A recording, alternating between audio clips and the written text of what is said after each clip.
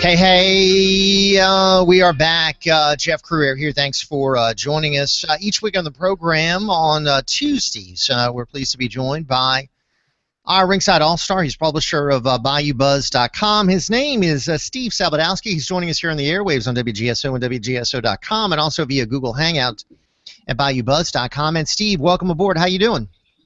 Hey, Jeff, and how are you today?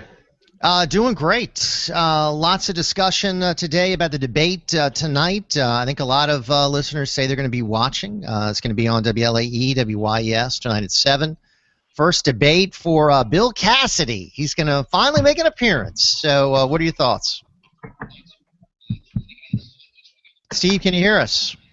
Yes, I can. I'm sorry. I just need to turn. I have two over. Okay. Okay, yes. Are you with us? Yes, I am. I'm sorry. I had a window open and it started to play on delay. But yeah, thank you so much. I do appreciate it. I think there's a lot of excitement. I think that we Would you call it excitement, really? I mean, excitement is the word? Well, I think there's a lot of excitement. I mean, I think that there's a Cassidy watching going on. I think that the state rep, the U.S. congressman, is going to be at his first debate, and I think that's very exciting. Would you call him the undisputed front runner?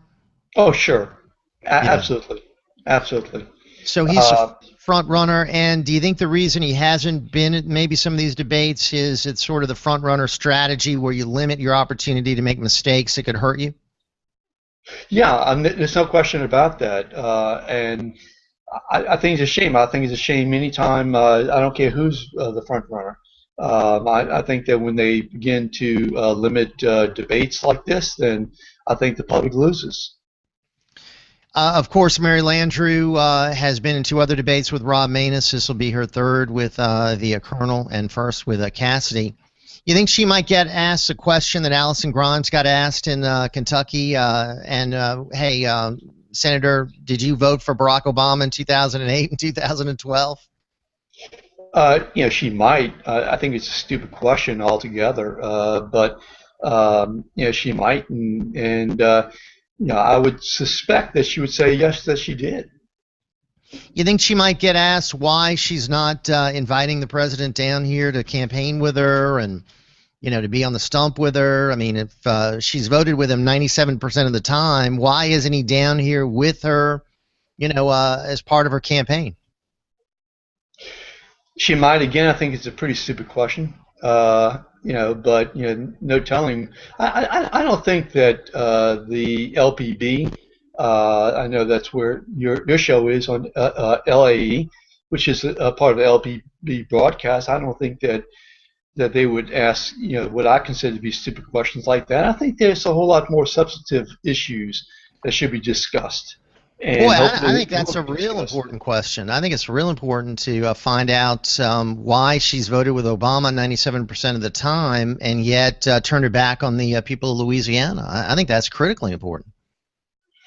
Well, again, I think that's a different question altogether that you asked. But I think that I think there are more substantive questions to ask. Than that. I mean, I think that you could ask a political question like that to either one or any of the other candidates. Well, I mean, the reason I'm bringing it up is the 2012 Republican nominee Mitt Romney was down here campaigning for Bill Cassidy. Yet the 2012 Democratic Party nominee who won, Barack Obama, you're not going to see him at all campaigning for Mary Landrieu, even though he won the election. I mean, I just find that sort of interesting. I mean, you had the 2008 nominee, John McCain, down here. You had the 2012 nominee, Mitch Romney, down here. So the Republican Party leaders, they've come down to support Bill Cassidy. You had conservative groups come down to support Rob Maness. But the Democratic leadership, Nancy Pelosi, Harry Reid, Barack Obama, where are they to support Mary Landrieu? I mean, is she embarrassed by the direction of the Democratic Party? I think it's a stupid question. I think that the more I think the substantive questions is I think would be a whole lot more helpful. I mean, it's like asking Bill Cassidy, I mean, why has he not debated? Why is he standing? Why is he afraid to discuss the issues? I mean, Well, yeah. I'm sorry, go on. I just disagree with you. I think it's very important, and believe me, I think if Mary Landrieu were doing things more in line with the people of Louisiana, I mean, I don't think Bill Cassidy or Rob Maness's campaign would be anywhere, Steve. I think Landrieu would win overwhelmingly if she were doing things that people of Louisiana supported. I mean, if she was following the wishes of the folks here in Louisiana, she wouldn't be in the predicament she's in. Again, Jeff, I think that there are other questions you can ask. I'm not saying that the tenor of the debate or the substance of the debate should not be about those issues that you raised, but I just think that there are a whole lot more substantive questions that can be asked with a limited amount of time. I mean, given the fact, look, no matter what, Cassidy is going to mention Barack Obama's name probably about a zillion times, during the debate. I'm personally really getting tired of the type of really, I guess, 2-cent, although it costs like $2 billion for these ads, but I mean, just constantly naming Barack Obama in ads. I just think, I'm getting tired of it. I'd like to hear more about what Mary Landrieu is going to do. I want to hear more about what Bill Cassidy is going to do and Rob Maness is going to do. Not this guilty by association. Well, the only people you're going to hear mention Barack Obama is going to be the Republicans, because Mary Landrieu's not. So certainly not in her commercials. Well, I think she should. I think there are some things that that she can argue in favor of what the administration has done. I do think that certainly maybe not here in Louisiana, because our governor has decided to do certain things that are to the deficiency and to the negative of the voters of Louisiana, the citizens of Louisiana, that deal with Obamacare, for example. The kind of things that you're hearing about the increased premiums, they're going to happen in Louisiana, they're going to happen in Iowa, they're going to happen in Maine. Those are 3 states that I think where you have very contested U.S. Senate races, but they're not happening elsewhere. And part of the reason why they're not happening elsewhere, as to the same extent as they're happening here in those states, in particular Louisiana, is because of the position that the governor has taken regarding Obamacare, the Affordable Care Act. So well, I think. Let me finish. I think that I heard on radio today, a different station, that 63% of the people want to repeal Obamacare. Yet I'm seeing in other polls that 33% of the people don't want to repeal it, but want to fix it. So I think that if Mary Landrieu were in a different state, other than say one of those 3 states and maybe a few others, that her vote would be totally different. But given the cowardice of, I believe, our governor, in terms of the positions that he's taken and different things that he's done, I think that certainly it hurts. It's going to hurt Mary Landrieu. But I mean, I don't defend Bobby Jindal very often, but Bobby Jindal was elected by the people of Louisiana 2 times. So but you know what? But when I say cowardice, hold on. Let me just finish my point. Sure. He was elected by the people of Louisiana, so he represents the people. Obamacare was something that every poll that I've seen in Louisiana, people have been against. Mm-hmm. Yet Mary Landrieu voted for it in spite of the desires, the wishes, the demands of the people of Louisiana. So she doesn't have popular support for her position on Obamacare. And I would hope that is going to be front and center in this debate tonight, because she's on record saying that she could lose her seat, she's so be it. She's on record saying, and I say fine. I mean, let the debate be about Obamacare. Let it be about her vote for a program that the people of Louisiana did not want. She turned her back on us. She voted for it, and I think she should pay the price politically for it. Sure, and she's going to have to live with that vote. However, Obamacare is working in a number of different states. Okay, and because of that's people your view, like Bob, that's your view. That's your view. Oh no. Well, I don't see Obamacare working. I really don't. Certainly not working here. Well, that's different. Premiums are rising. I mean, I don't know if you've gotten your health insurance premiums, but my agent tells me mine's going up. And again, I've already addressed saying that. Again, I think Jim Donelon also tried, correct me if I'm wrong, but I think that he tried to get the legislature to pass legislation that will allow him to prevent premiums from going up. Those premiums that he felt that the insurance companies, should not increase premiums. That is something that other states have allowed their insurance commissioners to do, not here in Louisiana. Mm-hmm. So, and those states are who have not, allowed for the extension of Medicaid. Those states are actually doing, or those states are suffering like Louisiana is suffering in terms of the premium increases. So I think it's not, you're going to see other states. But Steve, you keep bringing up other states. We got to focus on Louisiana. This is about Louisiana. This is about a woman who is voting against the interests of Louisiana.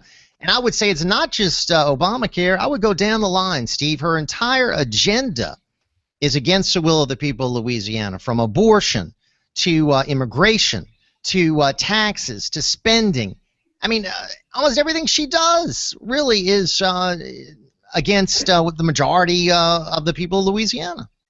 She's the only statewide elected Democrat, and she claims she's this moderate and centrist. I think that's baloney. I think that that she has her record she's going to have to live with, but I'm taking issue with the question of Obamacare. I'm saying that there is. I think that the things I've been reading is that there is a direct correlation between those decisions that those governors have made in certain states, such as Louisiana, and the premiums going up. Okay, and largely because of the Medicaid expansion issue. So, and in this case also because of the insurance commissioner not having the powers to reduce the premiums. The thing is that, again, Louisiana, that's what she's running, and she's going to have to, live and die by it. But I would ask, okay, as I did ask Rob Maness, and I would ask Bill Cassidy, mm-hmm. Okay, so what are you going to do about pre-existing conditions? Mm-hmm. How are you going to fix that? Okay, you're going to repeal it. So how are you going to fix it? Mm-hmm. And I ask you that. I mean, how are you going to do it? Well, for one, let's repeal a disaster that's making a bad situation worse. Okay, so let me. And you know what? But I would say I would amend that to say, yeah, there's some problems in our healthcare system, but overall, we obviously have the best healthcare system in the world. And nobody's denying that. When people want treatment for a serious disease, where do they come? They come from Europe to here, the United States of America. And I believe that Obamacare, Steve, is on the road to killing that. I just interviewed Dr. Jerry Giannoli. Talk to doctors. I ask you to talk to doctors. Talk to doctors about Obamacare and what it's doing to their profession. And I think the majority will tell you it's been very destructive. I talk to doctors a lot, and I've had no doctor tell me, oh, you know what, Obamacare's great. Obamacare has really helped my profession. I haven't run into a doctor who's told me that. I've talked to dozens of them. Jeff, again, let me ask you a question. And instead of your going from one response to another. No, here. I'm asking you to No. Okay, how do you about fix doctors? How What do you about fix, doctors? Have you talked to doctors? So have you asked the doctors how they're going to fix pre-existing conditions? Okay, you're not answering my question. No, but that was okay. What is your question? And then my question is: have you talked to doctors about whether they like Obamacare or not? Have you talked to doctors about whether Obamacare is helping them deliver medical services better to their patients? The answer yes, I have. No. I have. It's not helping.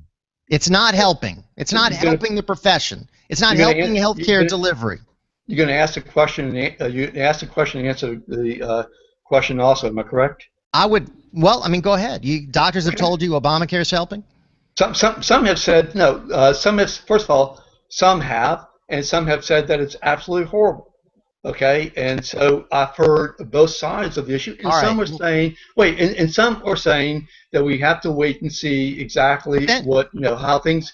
I mean, the type of anger I was hearing before, I'm not hearing now. Well, okay, now that doesn't mean that it won't in some states, such as Louisiana. I think that you hear a lot of doctors and the hospitals say, all right, wait a second. What about Medicaid expansion? How come we're not having that like the rest of the other states? Because the governor says we're getting inundated. We're getting inundated. We're getting inundated with poor people without insurance. All right, hang on. We got to get some calls in. Let's take a brief time out. More with Steve Sabludowsky. And your phone calls next at 504-556-9696. It's ringside right here on WGSO. Jeff Crouere with you. Thanks for joining us. We'll be right back. Come join us at Jiggers Bar and Grill this football season. Sunday, Monday, and Thursday nights. We have 50-cent wings and $6 pizza, $10 for buckets of domestic beer, $15 for imports. Ladies drink 2 for $1 on Thursday, and happy hour is daily, Monday through Friday from 12 to 7. The bar is open 24 hours Thursday through Saturday, and the kitchen open late till 5 a.m. at Jiggers Bar and Grill, 1645 Veterans Boulevard, 1 block before Bonneville. See you soon at Jiggers. You face many questions and uncertainties in life. This is Ralph Leopold. Join me for Your Money, Your Life. Tuesdays at 5 on WGSO 990 AM. And we can talk about it. Live music is back at West End. Hi, Jonathan Brisby here. Every Saturday and Sunday, starting at either 5 or 5:30. The Yak Club, Brisby's downstairs bar, is bringing back sipping on your favorite drink as you watch the sunset over the lake while dancing the night away to live music. Our Island Grill is available to satisfy your appetite. The Yak Club, as we call the downstairs bar, is open on the weekends, Friday through Sunday, and also available for private parties. Take a staycation, dock your boat, park your car, come as you are. Brisby, 7400 Lakeshore Drive. After a Sunbelt Conference championship, their third straight 9-win season, and another New Orleans Bowl victory, Louisiana's Ragin' Cajuns are ready to be even better in 2014. I'm Jay Walker. Join Steve Peliquin, Gerald Broussard, Scott Prather, and me every week for Louisiana Ragin' Cajuns football right here on this Louisiana Ragin' Cajuns radio network station. Tuesday, October 14th, the Ragin' Cajuns take on Texas State. Kickoff begins at 7 with a pregame at 6. Right here on New Orleans, home of the Cajuns, 990 WGSO. Hi, all you outdoorsmen. Join me, J.C. Smith. And me, Tim Z. For the Bayou Sportsman Show, Thursday nights at 7 p.m. here on WGSO 990 AM and at WGSO.com. I'm Nikki Reyes, letting you know that Advantage Realty Group is my realtor, locally owned and operated. Advantage Realty Group is ready to show you what you're looking for in real estate. AdvantageRealtyGroup.com. Those Facebook people have got nothing on us. Give us a poke or friend us. Ringside Politics with a Punch is on the air right now. You like? Call Jeff Crouere right now at 556-9696.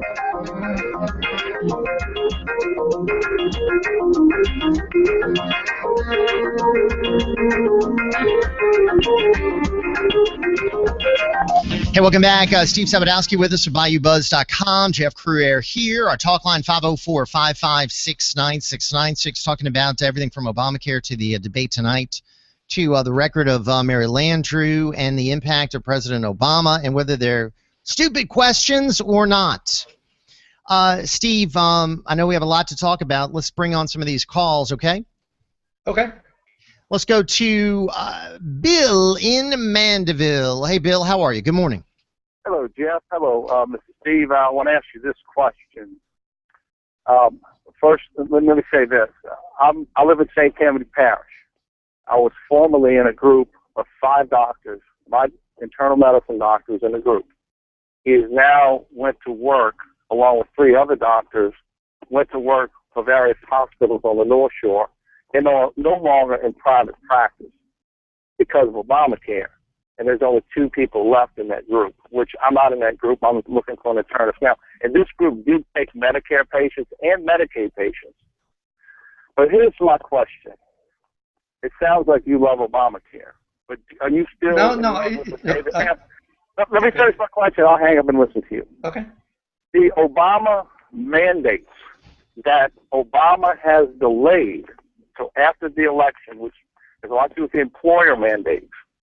If it was so good, why did he delay everything till after the election? Because really, the proof is going to hit the fan after the election with Obamacare. And I have to listen. Thank you. All right, sir. That's Bill in Mandeville. Okay. Again, I think there are a lot of issues, and I think that a lot of things need to be fixed with Obamacare. Okay. What I'm saying is, however, there are also some real positive things about it also. And I think that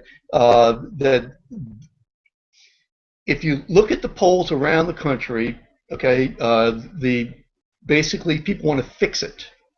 They want to fix it, and I'm asking, okay, to me, I think a good question is, how are you going to include pre-existing conditions? You didn't answer the guy's question. Well, okay. I thought I was. So how am I not answering? No, about the mandates. If they were so good, why do you delay them until after the election, Steve? I think that was very political. I think that it was a very political decision, and I think that Obama is going to have, and those people who have supported are going to have to, deal with that issue when it does occur, and whether or not it's going to be a overly negative impact or not, we're going to have to wait and see. But I do think that it was a very political issue. I just don't think the government should be mandating to Americans. I really don't. I mean, the government does it all the time. I have a problem with that. Let me say this: the government mandates all the time. Way back in 1980 something, when I became an attorney, I got to tell you that one of the things I found out that the government was doing was taking away the attorney's rights to make money on workers' compensation cases. The Louisiana government did that. That was a lobby enforced along, I think it was Governor Edwards. Mm-hmm. Now, that meant that attorneys, instead of making, say, an amount that that their clients would agree to for those type of cases, the government came in there and said, no, you can't do this anymore. You can only make up to 5% and then 3%, or 3% and then 5%. Mm-hmm. Well, what happened was it caused all the attorneys to say, I'm not going to handle those cases. Very similar to what's happening with doctors. And so basically, I understand exactly, what the doctors are saying. Hey, why are you doing this? This is not right.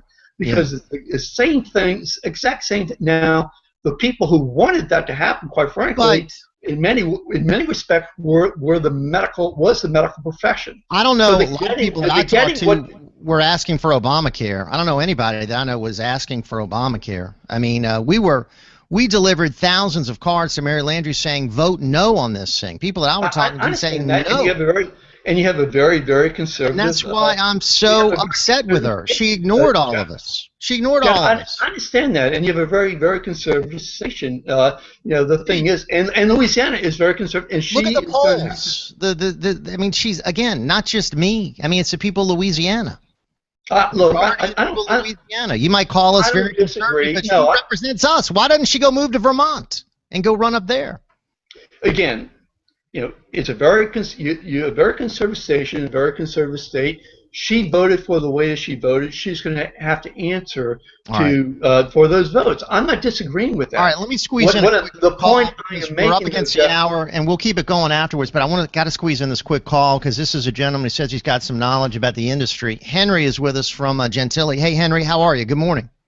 Good morning. It's Chili and Gentilly.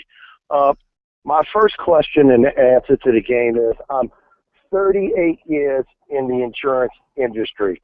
I have been selling hospitalization for 38 years. In order to do Obamacare, the first thing you must be able to do is see what the subsidy is. And for those people that make over, let's say, $50,000 that are single, okay, the premium and the cost, they're worse off now than they were before, because the rates that we're getting for someone that is 50 years and over is atrocious.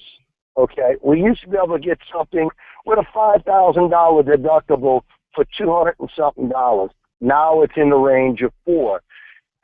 While the state of Louisiana has not let out what rate increases are going to be, because they have not been published, they're only talking about percentages. We are told by broker dealers that have talked to the companies, and they actually work for the companies, they're in the range of between 15 and 25%. Wow. Hey, Henry, if you can hang on with us, we'd love to continue this. More with Steve Sabludowsky, Jeff Crouere here. It's Ringside WGSO. Let's get a news update. We'll be back.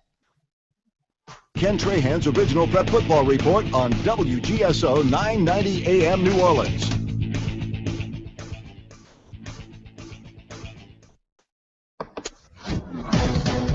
This is the Blaze Radio News. I'm John DeMaster.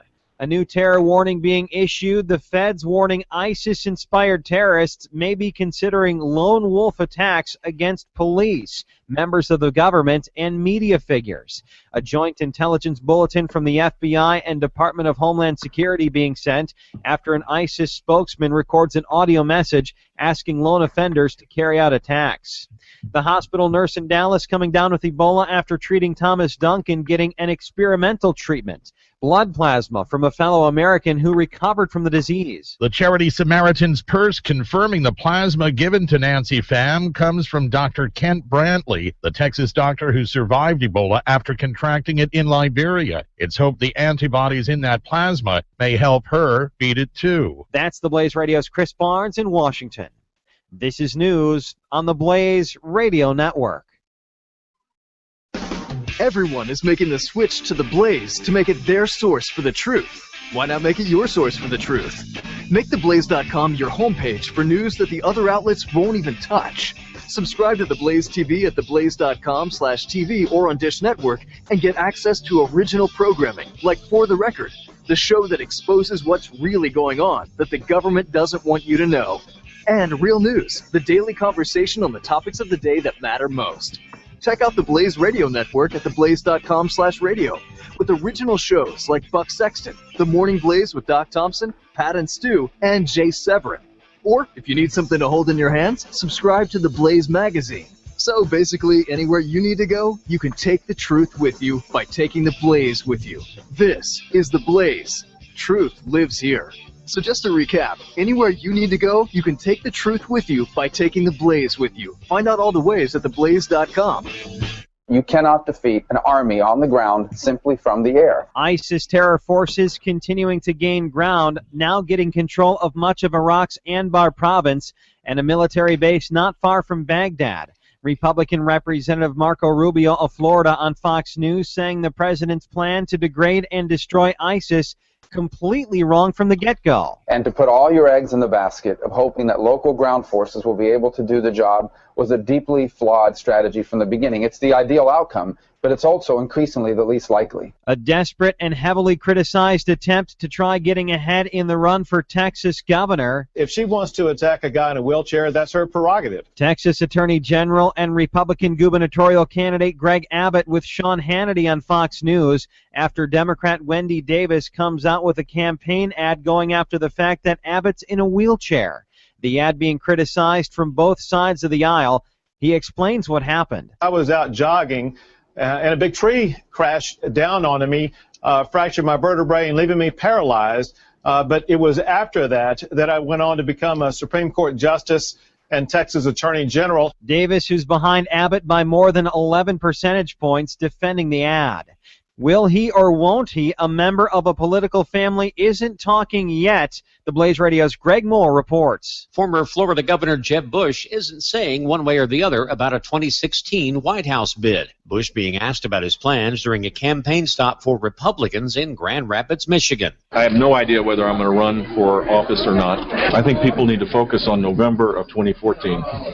The son of former President George H.W. Bush says he believes Republicans in Michigan will do well, especially in light of the low approval rating President Obama has nationwide. Bush says midterm elections normally send a signal to Washington about voter sentiment. This is news on the Blaze Radio Network.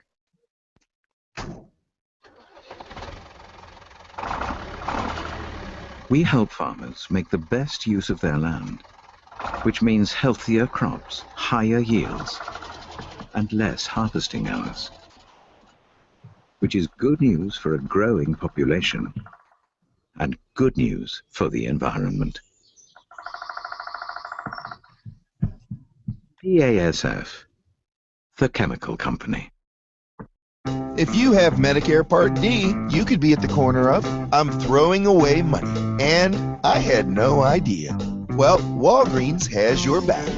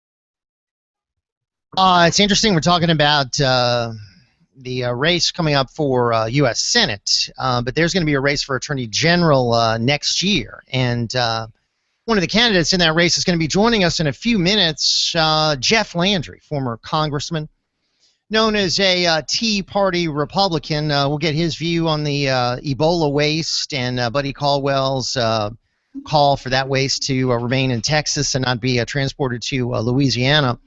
And it'd be interesting to hear from Jeff Landrieu about what Buddy Caldwell's doing and why he's running. One more segment with our special guest, ringside all-star publisher Bayoubuzz.com, who we can check out our discussion at Bayoubuzz.com via Google Hangout. Steve Sabludowsky with us. And Steve, you have any thoughts on that upcoming race and Buddy Caldwell's decision about the Ebola waste? No, I don't. Okay. Well, we'll get into it a little bit with Jeff Landrieu, who's going to be joining us in a few minutes. Let's finish with our special guest who is with us here, called in. He's a professional, been in the industry a long time. Thank Henry from Gentilly for holding over with us. And Henry, want to give you a chance to finish your comments. Go ahead, sir. The whole situation that your guest is not bringing up, and I'm going to come from both sides of the fence. The problem with the industry was we, as an insurance, have to make money for our stockholders, okay? And in order to provide for future losses that you can't recoup with this year's premium, we need to set up reserves, okay? The reason why Obamacare is because everybody kept saying to the insurance industry, I cannot get coverage. I have diabetes, I have AIDS, I have whatever it is, I cannot get coverage because they won't insure me, and if they do insure me, the premium is too much. the bottom of the line is, many years ago, as president of the New Orleans Health Underwriters, we invited David Vitter and Mary Landrieu and several other Congress people into at a luncheon to come and talk to the agents. And at that agent time, Mr. Vitter showed up, Mr. Jindal showed up, Miss Landrieu had never showed up. When I went to Washington to talk about some of the issues we were having, Miss Landrieu never showed up at a meeting, okay? The problem that we're having in the industry is people want care, but they don't want to pay for it. And it's an industry that is set up on profits and loss. Now, if an insurance company cannot make money, okay, they're not going to write a product. What the federal government has done with Obamacare is told the insurance industry for the first I think it's 3 years, but I'm going to say 2. For the first 2 years, we will guarantee that you'll make X number of dollars. You cannot lose money, okay? However, for that, we want you to pay out at least 80% of claims, okay? The truth of the matter is most of the carriers that I had before were paying more than 80% out. So now, of course, they were not giving any rebate checks if it went under 80%, and they were not giving any rebates or any premium discounts if it was under 100%.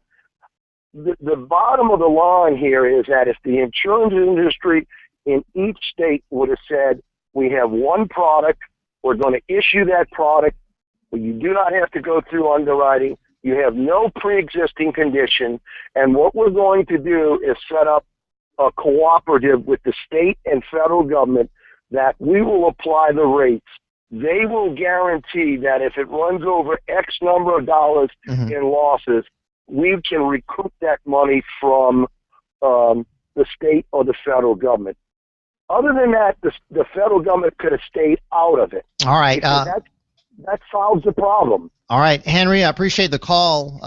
Got other calls you want to get to. I appreciate your insights. Steve, any comments?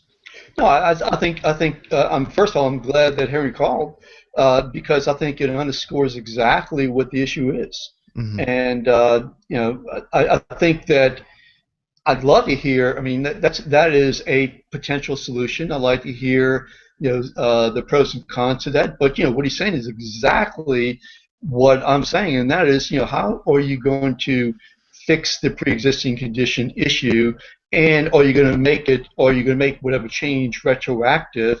And if you do that, then you can't repeal a law, okay? Because then you take away all the insurance benefits that have accrued in terms of the you might be able to fix the law, but you can't repeal the law, and that's the point that I'm making. Yeah. All right, Henry, I appreciate it. Steve Sabludowsky with us, Jeff Crouere here. Let's take some more calls, Steve. 504-556-9696. Joe checking in from Metairie. Hey, Joe, welcome aboard. Good morning. Hey, how you guys doing? All right, Joe. Well, Obamacare, for me, it's helped me out. So everybody is not a failure with Obamacare. My insurance was $345 a month. I'm paying $102 right now. And that's because of my income. If you have a low income, okay, you get the advantage on this Obamacare. So it's not a failure for everybody. Because I told all my friends about it, and a lot of them are on the same plan I'm on right now. So for you, you're excited about it because for you it's helped out big time. Right, exactly, Jeff. That's what I'm saying. It's not a failure for everybody. Okay. Some people are getting it, helping. It's helping some people out with a low income like I have. That's all. That's what to make a point. You got a great show. Thank you. Let me just say, Joe, I'm happy for you. I'm happy it's helping you. I'm happy it's helping your bottom line. I know what a struggle it is out there in this economy, and if you're saving a few $100 a month and you're getting what you think are good benefits from Obamacare, I'm happy for you. 504-556-9696. I guess my question would be, overall, is it helping more people than it's hurting?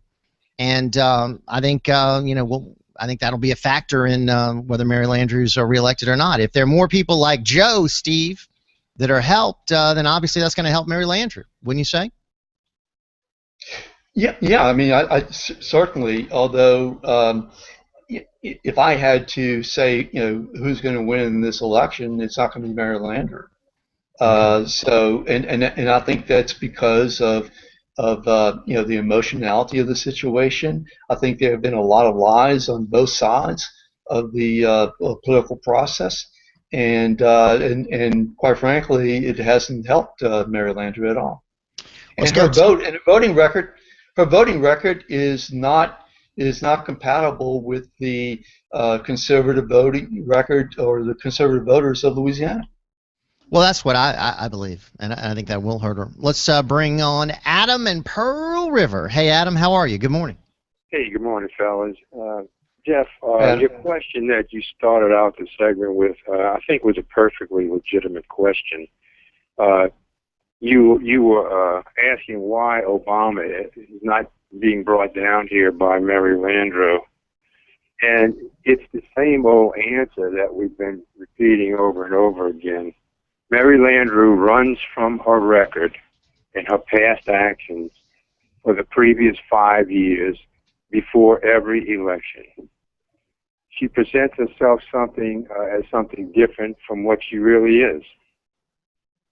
And this is her pattern. We're talking about the top executive of the United States. She supported him 97% of the time. He has more influence than any other elected official in our country. Right. Yet for some reason, Mary Landrieu does not want him down here supporting her. And we don't have to. I know you knew the answer to your question. We don't have to wonder why. It's because she tries to turn herself into... And I just disagree with Steve. I don't think that's stupid. I think that's very telling about this race. I think it's an important issue. Your thoughts, Adam? I would agree 100%, Jeff. And as far as what Steve was saying, that Obamacare needs to be fixed rather than abolished, well, the Republicans in the House have attempted to fix Obamacare over 20 times. They've submitted legislation. Mm-hmm. The Senate, of which Mary Landrieu is a critical part, has rejected any form of improvement or change in Obamacare every single time it's been presented. And that's Mary Landrieu's bailiwick. She's in the Senate. You didn't see her coming out to change Obamacare. What do you make of that, Steve? I think that's a fair point from Adam, that the Republicans have tried to fix it, and the Senate doesn't want to take up any of their bills. Steve, are you there?